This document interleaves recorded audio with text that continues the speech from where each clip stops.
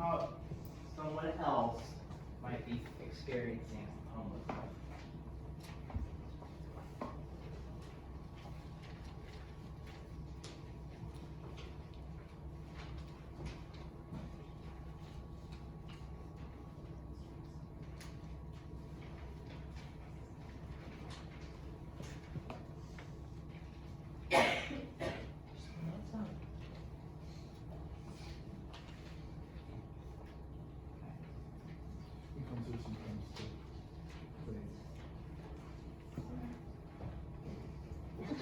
He's like, oopsie.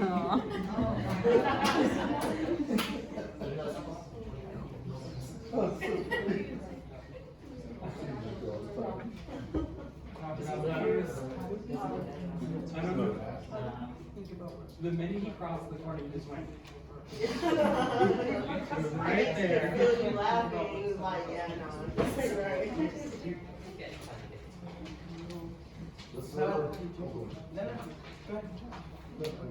So now, let's switch gears a little bit, and now imagine yourself and what you, and maybe you've experienced homelessness before. I don't want to make any assumptions about your life experiences, but what that may feel like, look like. You, the person living through that experience.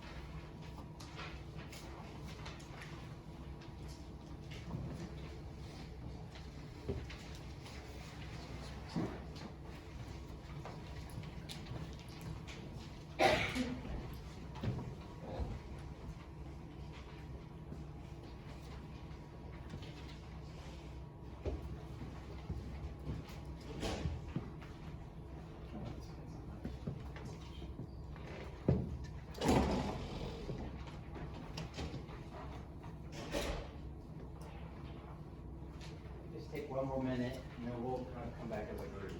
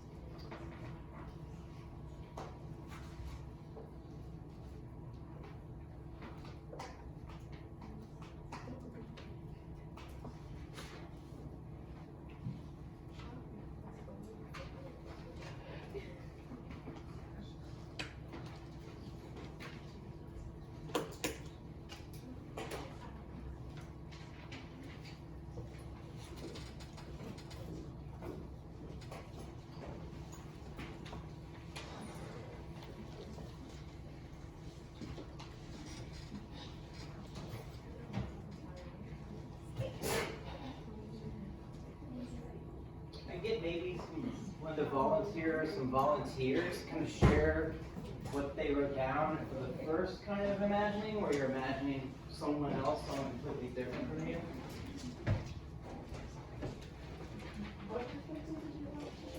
The other. I put feelings of eternal struggle and extreme desperation. Some people are homeless work jobs, but they can't contribute that money to having a secure place to stay. What's your name? Mary. Mary, that's fabulous. Thank you for Yeah. sharing. Yeah. Can you get others? Again, imagining the other. I said fear. Fear? Can say more. Like what fear about what? Instability, not having a place to sleep at night. People participate. Yeah, no, like very vulnerable, right? Absolutely. What's your name? Sorry. Jess. Jess, thank you. I thought about maybe someone who has kids and having to live with that and not only provide for themselves, but also think about the welfare of these other people that they're responsible for. Yeah, absolutely. I love that because, well, again, and if I make assumptions, slap me. I don't want to. But I imagine most of you don't have kids, but I like that you're imagining someone who may, because that experience is very different, perhaps, right? Like maybe if you have a criminal record or,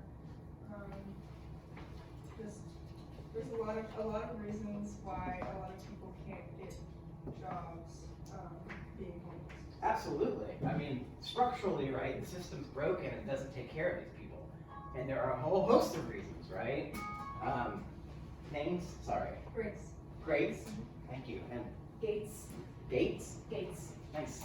Thank you for sharing. Please, yes. I said embarrassment because, like, obviously it's not the main part for me, but it's really, really difficult to have to ask people for help or to have people make assumptions about you or judge you when you're. Absolutely, right? And I mean, I don't know what kinds of interactions you may have had in your life with the homeless. A lot of homeless too have mental health issues. You know, are undiagnosed, don't have health insurance, a whole host of reasons that make it impossible to maintain and keep housing, right? Without that support. Can we get, what was your name? Sorry. Nadia? Did I say that right? Thank you. I said they might be feeling dehumanized. I mean, like you're going out to try and find a place to sleep and you're seeing the entire city is built to stop you from being able to even do that much.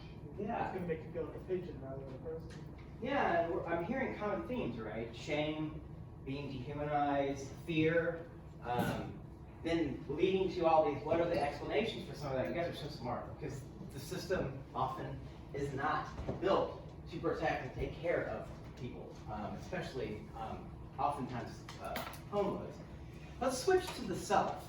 So imagine yourself and how you think you would feel experiencing homelessness. And again, you may have. Again, I don't want to make any assumptions.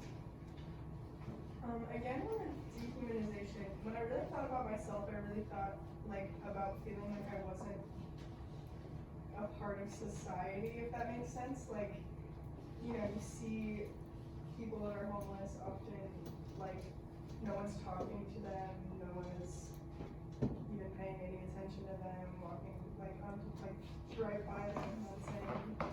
Right, or also the assumptions that people may make. Sorry, I didn't mean to interrupt you. Grace, right? Okay. The assumptions also that, oh, these people that did it to themselves, Yeah. right? And then times the inability to actually look at people. I love that because it's so true. I mean, I used to live in Philadelphia.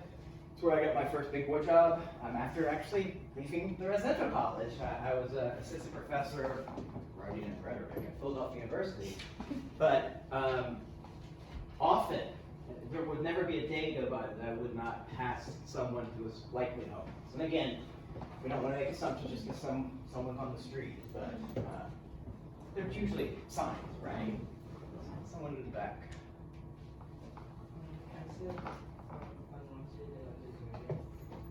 Unwanted and undeserving. Can we flesh that out a little bit? What do you mean? Like, I feel like, I don't think, if I was in that situation, it wouldn't have been because I chose to be, or because I didn't try hard enough, you know what I mean? Yeah. I would still feel like there would be like internally, like, this is my fault, and I didn't see myself, and now I'm stuck here. Oh, that's such a smart point. Yeah, like the kind of self-hatred almost, right? Yeah. That's, what's your name? When I get nervous, I stutter, so I apologize. Elliot? Say it again. Elliot? Elian? Thank you. Having to keep your possessions down to like what you can physically carry with you. Yeah. And Because basically your body is your home. Yeah. Right? Well, that's reductive. It's more than that. But True, yeah. it minimizes. yeah, when most, you don't have a place to put something. Right. And it really. Sorry. No, that was it. And it also for me, like so when I please I'll talk. So please shut me up. Oh, are we still doing the like? Yeah, please. I put, okay, and this gonna sound very like that, but I'm being very realistic. I put, if I was homeless, I'd be dead. Just because like being homeless is like a home, it's like very dangerous. If you really think about being homeless, like you have nowhere to go, and so much like stuff comes out in the dark, and like you have no protection. And I'm little, like yeah. No, I think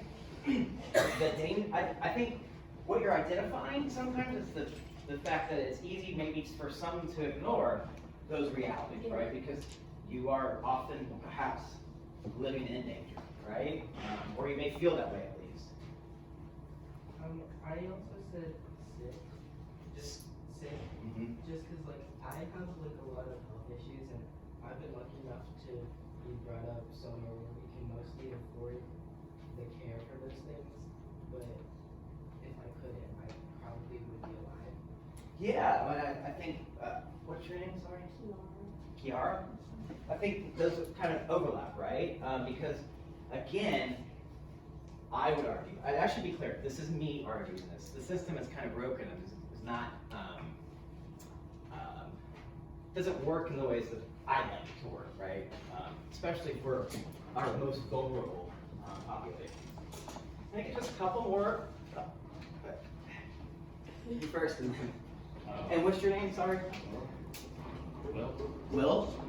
I would probably be angry at society and kind of want to change, I guess. I don't know, something that happened.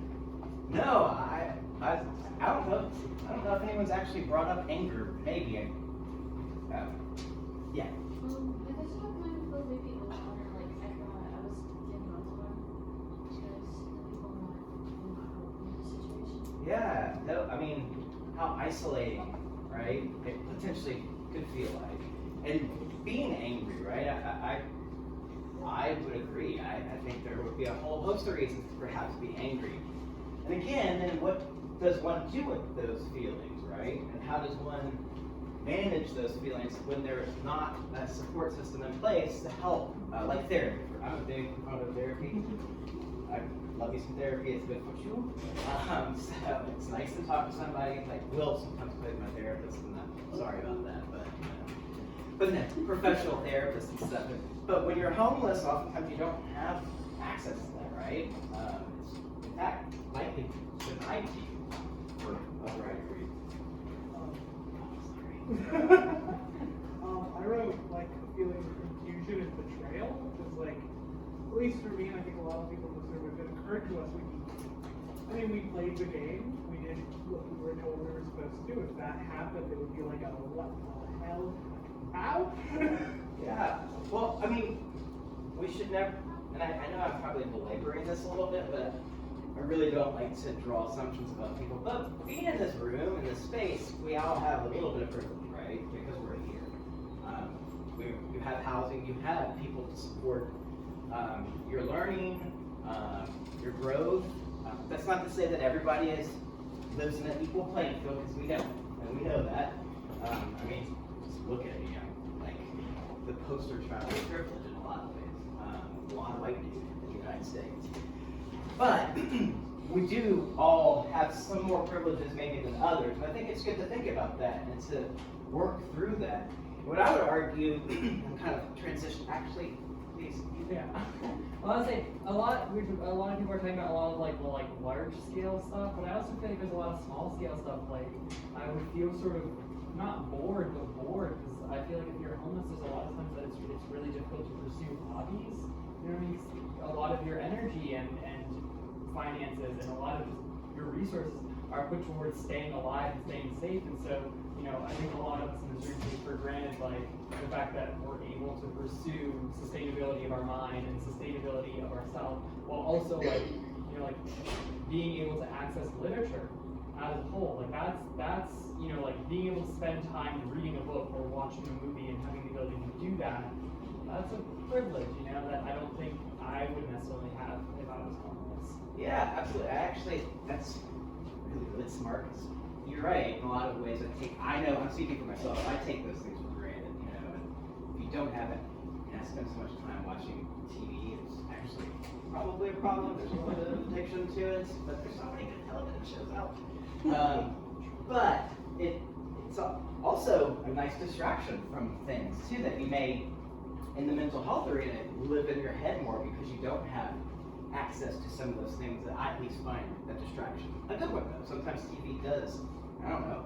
I want to watch me some Leslie Knope sometimes in Parks and Rec and make me feel good for 30 minutes and then go clean the kitchen. But yeah, that's really smart. You guys are so awesome.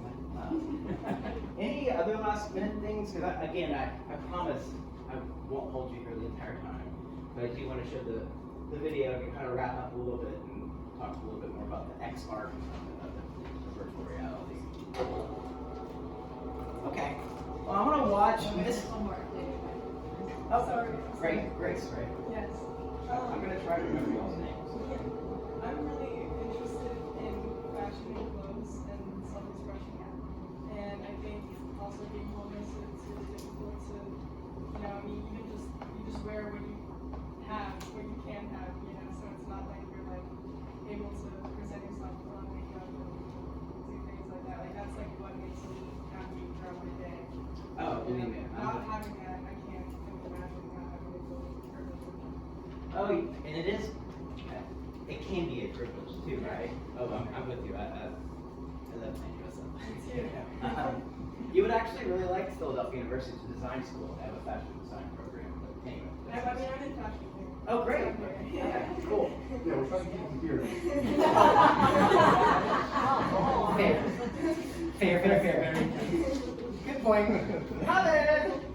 All right. Well, yeah. Is this on?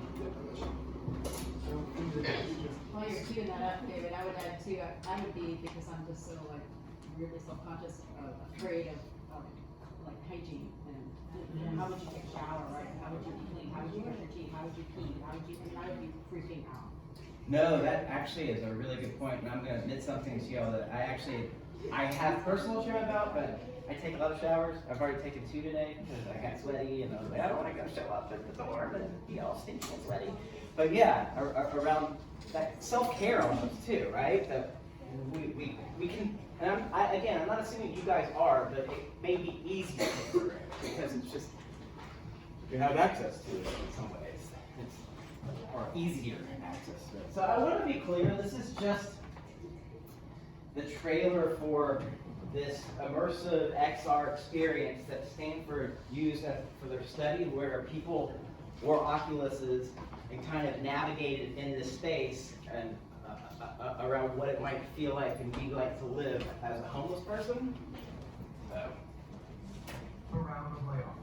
This comes just 2 months after multiple companies in the area notified over 500 employees with their. Welcome back to KFM 98.2. This is Derek Douglas with your daily news. More hard times. Area employees are now bracing for another round of layoffs. This comes just 2 months after multiple companies in the area notified over 500 employees of their impending termination. Join us as we check in with our senior labor reporter. What does this mean for poverty levels? How will this affect living wage job opportunities? Will we see a push for more affordable housing? All this, up next. You've been unemployed for over 2 months and you need to find more affordable housing, which is difficult to do in this area.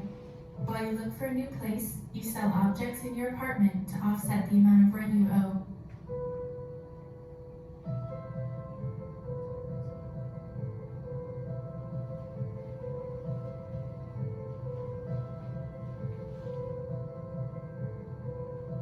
Everyone's story is unique.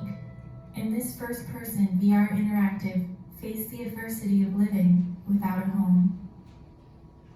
So I realize that it's hard to fully imagine this without having an Oculus and stuff, but I could bring you all Oculuses. And, I don't actually own one myself. But, again, this being a very immersive experience where you are undergoing having a home to being homeless. How might that kind of experience, if you can, again, try to imagine it because you didn't experience it, but you see kind of what it starts to look like, how might that change how you think and feel about homelessness? And again, I know I'm asking you to kind of take a mind leap a little bit, but I know for me, me, like, I don't have like the most ideal relationship with my parents, but I still know that like I would have them to fall back on if I even needed to. You know what I mean? Yeah. And I feel like a lot of people in those situations probably don't have that. Yeah, or they may not, right? Or, and you're totally right, we didn't actually really talk about that, but some people also become homeless because they live in a, it's better to be homeless, it's safer to be homeless than to live at home, if that makes sense. That's a really, really good point. That was so smart. You guys are lucky. I'm jealous. Can I come back and work here? Yes. Can I Yes. trade? Yeah, we're severely understaffed, so. I was thinking in the perspective of like selling my personal items. In contrast, I don't have my family to fall back on, so campus has been my only home. So just thinking like, I have an ESA too, an exotic animal. So I'm just thinking like, if I had to sell JoJo just to get $1,000, that would totally mess me up. The fact that you have to sell your personal belongings just to get by when you have been trying to work to get those things. Because you see in media like, oh, you work hard, you'll be rich and famous, but that's really not the reality of things. No, and your point about animals too, right? Yeah, like a lot of people have pets and you Oh. have to sell your dog. I'm a cat dude. I've got 3 cats: Peppercini, Cavalier, and Stevie Nicks. Stevie Nicks is this beautiful, beautiful, beautiful black cat with like bright green eyes. She started showing up on my porch one day, and I was like, "Oh, this is my kitty now." As you can probably tell, I miss them right now. I would love to snuggle them. But if I had to imagine not, because you may not be able to take care of them, right?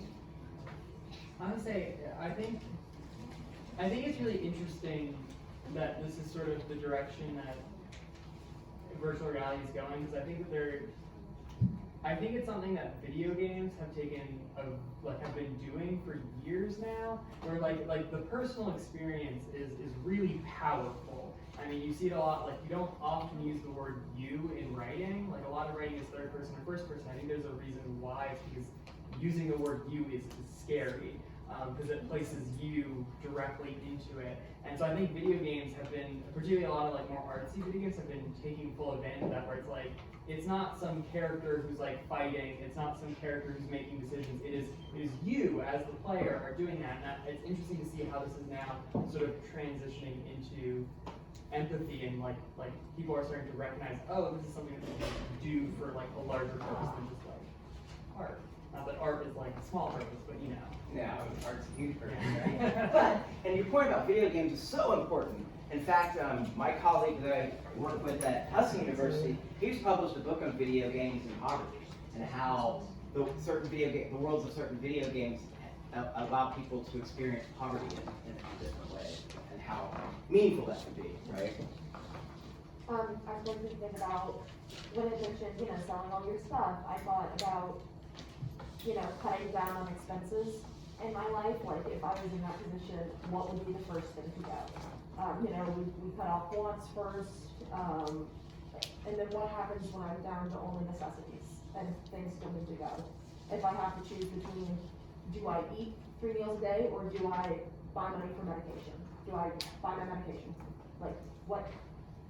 Absolutely, Where do you right? draw it? Yeah, I mean, again, the whole health component too, hygiene, mental health, physical health, worries about danger, right? But yeah, can I ask a question? Did watching this trailer make you kind of think of that? Yeah, definitely a little bit, when it mentioned, you're selling all your possessions, and eventually the room was empty, and, all the things that you think, oh, maybe they'll keep that, like, one chair, everything's gone. Yeah, and I think intentionally, this particular XR virtual reality experience has the user go through from actually having a home to homeless, rather than just always being homeless. Because in some ways, if you think about it, then it really then can trigger more compassion, because then you have to go through it in some ways. Now, whether that's successful for all or not, I just, sort of similar to AIDS, I can really think of a physical divide of material condition of where you are. Like, you still have a home, yeah, but like, you don't have a table anymore, you have a chair, you're sitting on the floor, like, that can't go on when you're at the end of your road. The idea of someone doing that, like, watching it happen, you're seeing the trend line, you know where it's going, and there's nothing you can do to really stop it. I feel like I'm kind of hopeless that would make somebody. Oh, I think the materiality of it, right? Really, again, I think I've seen more than just this trailer, but really it brings that home in a way that I hadn't thought about in the same kinds of ways. Anything else? So I just want to, because we're not running out of time, but I promised that I'd let you all out a little early. What could be the limitations of virtual reality technology in trying to be used as a tool to create these kinds of social changes? It costs a lot of money. Virtual reality is really expensive, and I mean, we're talking about privileges, and like, that's one of them, is even owning one of those. Oh yeah, I don't know. How much do Oculus go? Does anyone? I think they're still like $100, $100. couple $100. Which is not nothing, right? I mean, it's not like I feel like the experience is also kind of hard for some people. Not many people are as accustomed to technology, so if you're trying to learn something and you can't really use the tools that's helping you learn, you're not going to get the full, like, just everything. It's just not going to be it's going to be like a half learning experience. Yeah, no. And also, well, let me. Yes. Yeah. Sorry. You can finish your thought. I think too, and I'm curious, is it also, what would a VR experience look like if it were using real, like people who look real versus like animated? How that might change one's experience, which would be really, really, really expensive to create. Actually, what's your name? Sorry. Callie. We also just can't force people to put the headset on. You know, if it ever is just too much, they can take the headset off, walk away, and try to forget about it. Yeah. You can't force the change. You can try and give it to you, but those are the people who want to change anyways. Yeah, you're totally right. I actually hadn't thought of that, but it's already inviting people who may already be oriented that way. Is that what you're saying? Yeah. Yeah, that's Everybody a put the headset on, already want to do. Yeah, but that's a really good point. I honestly I never considered that because I do think I'm already oriented. We all like to imagine ourselves in the world as our best selves, but I'd like to believe I'm oriented as a pretty good person in the world. I think like an actual in-person interactive experience would be, like, they have those, like, what it's like to be blind kind of experiences, or like whatever, where you like actually are in like a place and you're actually experiencing it versus like VR, to me, I just think is not the way to go. Like, it's just not how you convince people to understand how other people are feeling. I don't know, like, I wish that there was like a way that there was like some sort of in-person interactive experience with like paid actors, I guess, or something to make it seem more real, so that way they can fully like immerse themselves versus VR. I feel like to me is like you're watching a video, like, you know what I mean? Well, no, that is one of the criticisms of it, what you're identifying. Sure. We'll go this way. Okay, so your concept of this, like the XR technology, is kind of like VR, and like you said, it's kind of like a video game to an extent. Yeah. And I kind of see like the problem with funding because I've done like a lot of modeling and like game stuff, and with free software and stuff, it's already hard as it is. So imagine like any funding going towards this probably isn't that great, and if there is funding, I'm wondering why it's used to help with XR technology instead of actually helping them. So I'm thinking, I guess just funding in itself is really hard, especially with like making an actual like VR experience. Oh, that's such a good point too. No, you're totally right. Like, these are millions.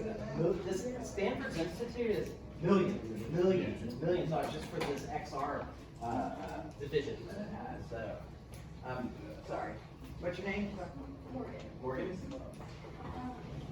not done, I guess, properly, because like for some of these experiences, like there's so many different factors as to how people end up homeless or how the process happens. You might actually generalize people's situations, and that would do more harm than actual good for the cause or the perspective of trying to get people.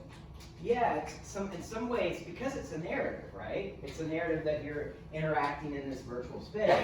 But if the narrative's bad, the narrative has the potential to reinforce negative behavior, stereotypes, etc. So, The one thing that I'm thinking about is that it's Stanford, and I know like this is good work, but also Stanford, $37.8 billion endowment coming down from on high and to like do this thing, which maybe will have an effect in I'm sure it has an effect on the empathy and sympathy of the character of the situation, but it feels like you spend it on this instead of something that could materially affect these people. Same as Sam was saying earlier, it's like there was a material cost to doing this instead of putting that money directly into something like, I don't know, a television advertisement would have at least gotten money into it instead of the few people who get to try this thing, which is only probably going to get people by those downloaded on Steam and students, and only those who are going to hear about it anyway, because it's probably going to give them money either way. Like, it just feels like the money could have been spent in a different way. Yeah, and it does, I promise I'm going to get you but it raises the issue too around research, because I mean, I work in higher ed, so I value and believe in having available funds to conduct research, even like this kind, right? But ethically, from that kind of ethical framework, it's, again, how's the money being used and to what purpose? I would say at least in this case, for me, and again, I'm speaking for myself, at least for this case, it's an attempt at some kind of using the tool for social justice rather than mere entertainment, right? But I also, like, I think it's just a matter of, like, talking and, like, interacting with, like, actual people that are actually going through this. Like, I genuinely think a lot of people, like, just have never interacted or, like, had a genuine conversation with somebody who is going through homelessness. And, like, that, like, I don't think it need to be our experience. I think we need to all come together as a community and talk to each other. Oh, and I think COVID has taught us that in a real meaningful way, right? I mean, I still have COVID brain. Like, I feel like I'm dumb about everything, you know? I don't know if I missed something, but like, even if this does work, even if, I'm not even sure what this is, even if the virtual reality thing goes through or the paid actors or whatever, what do you hope to gain for people having more empathy? I think the idea is that if you are more empathetic, you'll treat others better. And then you'll try to make decisions with others in mind, not just being me, I'm the only thing that matters in the world. That's what I would say. And others, please add. I mean, that's.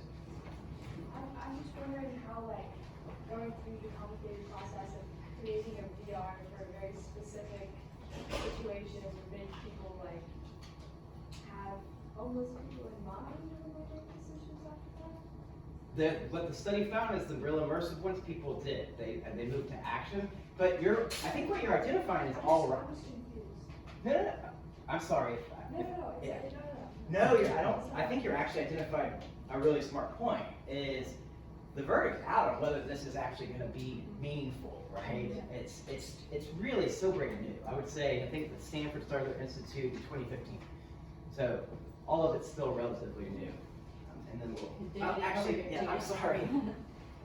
The thing is, it's not real, and it'll only last a certain amount of time, whereas real homelessness will last indefinitely. And also, kind of like we were talking about earlier, some people might do this because they think it's going to be entertaining. So they'll be looking to be like, oh, I'm going to go pretend to be poor for a day, and it will be more like a game than an actual reality. Yeah, the gamification of actually someone's lived experience could be a real problem, right? I'm so excited you guys are like one of the top. It's making me like so happy. This going back to that like ethical framework, just the question of why would I spend millions of dollars in Stanford on a VR headset when I could put that money into this really underfunded and understaffed homeless shelters? You know, why would I help the privileged guys understand the problem when I could just solve the problem? I mean, Or address the symptom. Yeah. Yeah, so it can help. Yeah. No, I mean, I think you're all raising good questions. Why I asked. You had your hand raised for a while. Do you know if there are any homeless people actually consulted in the making of it? There was, yes. So in making the actual immersive experience, yes. But still, again, I think even if we're relying on others' experiences, there's ways that could get narrativized into a problematic story, right? And did they ever record their opinions on this device? I actually would have to look that up. So honestly, I don't know the specific, or I don't remember the specific details, but I will look it up now. Ask Will to share it. Going back to what Kelly said like a while ago, I think like the people who aren't going to like use this thing and actually be affected by it are the people who are already leaning in that direction. If that makes sense. So like how Potentially, at least, right? Yeah. so like is this like already like being used? This particular, yes. So this is a study that they've actually, not that you, I mean, I've read it a few times, and it's very dense, but they've already had an article out about this study. And what they found, again, is that this immersive experience actually led to more action versus the, just read a book and imagine how, read a book about homelessness, or watch a TV show about homelessness. I think that you're still raising the real point about why not just interact with the homeless, right? I think because, 1, 2, 3, 4, and then, yeah. And if you need to leave, leave. So I don't feel like I'm trapping you here. Please. I was gonna say, like, I guess for a positive, you could look at it how, like, stuff, like, for something, you're trying to, like, you're in that situation, or, like, you, like, become close or something like that, that shock, that gain that perspective, like, help put you in that perspective, I guess, like, you're trying to see, like, a positive to it, it could be that for people who, like, need that. Like, even though we do see it every day, like, some people just need to be like, Yeah, no, it totally does. Yeah. So, just a curiosity, with this research study, do they have like a paper saying, okay, this is how we actually think it should be implemented? Like, I don't know, giving it to mayors and city councils and city planners so that they know when you make it so people can't sleep where they need to, you made it, you know, lead more difficult for them to be healthy or anything, or is it more like a general, this thing increases empathy and sympathy in people, therefore it could be used for something, and that's the end of the study. Because that's, I don't know, I think they're too early in the research at this point. So I think that's the idea, is then how can the tool be harnessed to create real action, right?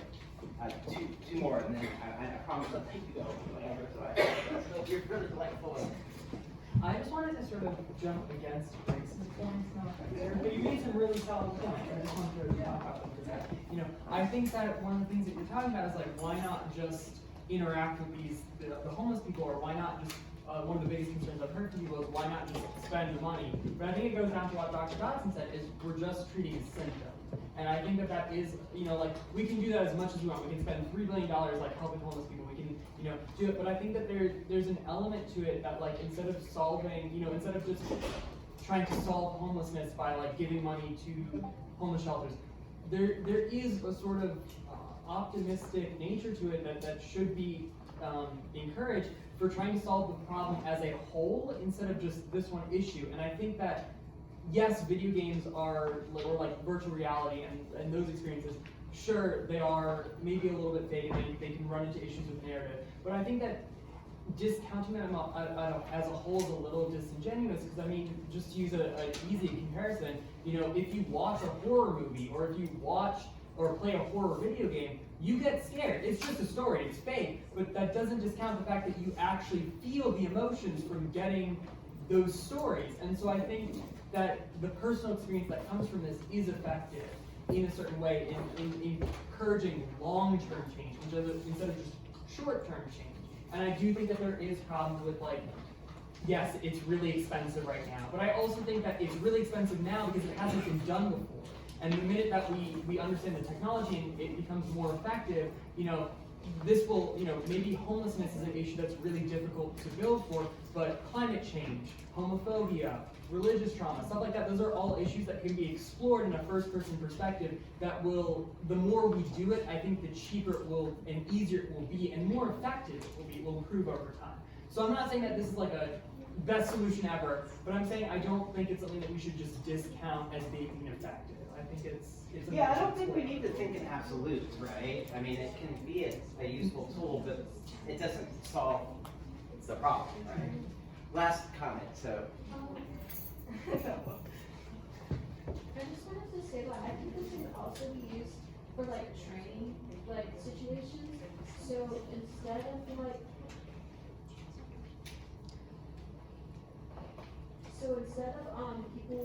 who are going through different issues, like when you go to training, you sit at the computer all day, I feel like the first person situation is gonna be a lot more personal, so then you actually know when you get done with the training, you actually learn instead of just reading something that you forget the next day. No, totally. We actually use it in our classes for our criminal justice program, for like forensic classes and stuff, and our health and safety programs. So I think you're right. Again, though, I think it's worthwhile to be critical of it as well. I mean, because we are already living our lives digitally, right, all the time.